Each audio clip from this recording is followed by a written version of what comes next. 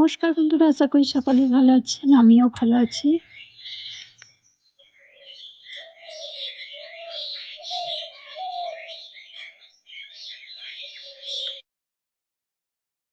এখন আমি ছাদে এসেছি গাছে জল দেব।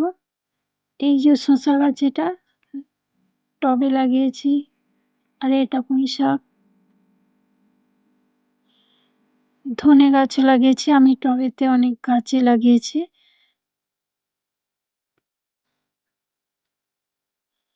শীতকালে তো আরো ফুলের গাছ লাগানো হবে। এই যে ধনে গাছ। আর একটা টবে ছিল, সেটা তোলা হয়ে গেছে। আর এখন তো শীত পড়ে গেছে, আরো গাঁদা গাছ, ডালিয়া সহ নানা রকমের গাছ লাগানো হবে। আমার খুব ভালো লাগে ছাদে টবে অনেক গাছ থাকবে, ফুল গাছ, সবজি গাছ। এখানে অনেক গাঁদা গাছ লাগানো হয়েছে। এই যে ফুল ফুটে গেছে এখনই। এই গাঁদা গাছগুলো বাবা এনে লাগিয়েছে।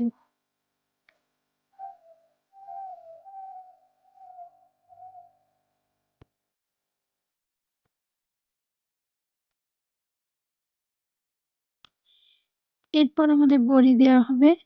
আমি কলাইগুলো বেটে নিচ্ছি এখন। রাত্রে কলাইগুলো ভিজানো ছিল, আর তারপর ধুয়ে পরিষ্কার করে দিলে আমি বেটে নিচ্ছি। তা মা বড়ি দিবে, আমি একটু দিয়ে দেবো।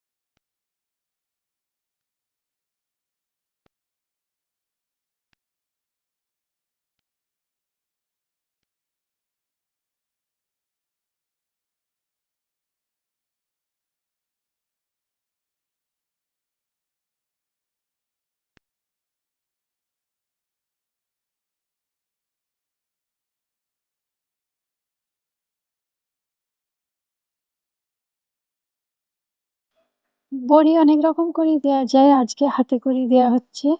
হাতে করে দিলে বড়িগুলো দেখতে খুব সুন্দর হয়, বড়ও হয়। বাড়িতে বড়ি দিলে এই বড়ি খেতে খুব সুন্দর লাগে, টেস্ট হয়। আমি বড়িগুলো ছাদে শুকোতে দিয়ে দিচ্ছি এখন। এরপর রান্না করছি। এই যে শাকের ঘন্ট হবে, পালং শাক আছে, বেগুন, মূলো, শিম সব দিয়ে একটা শাকের ঘন্ট হচ্ছে। এর সাথে যদি বড়ি দেওয়া যায় আরো ভালো লাগবে।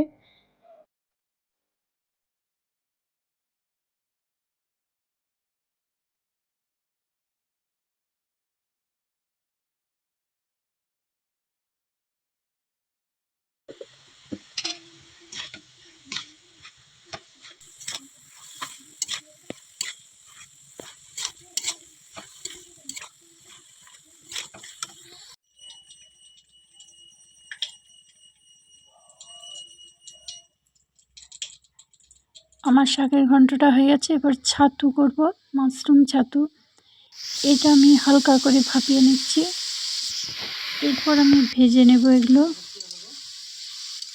এর সাথে ঝিঙে, টমেটো সব দেওয়া আছে।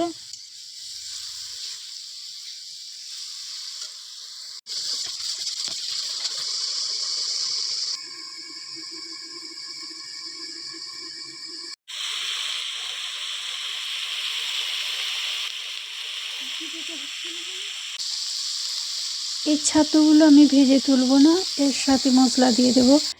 তাই ভালো করে ভাজা হয়ে যাওয়ার পর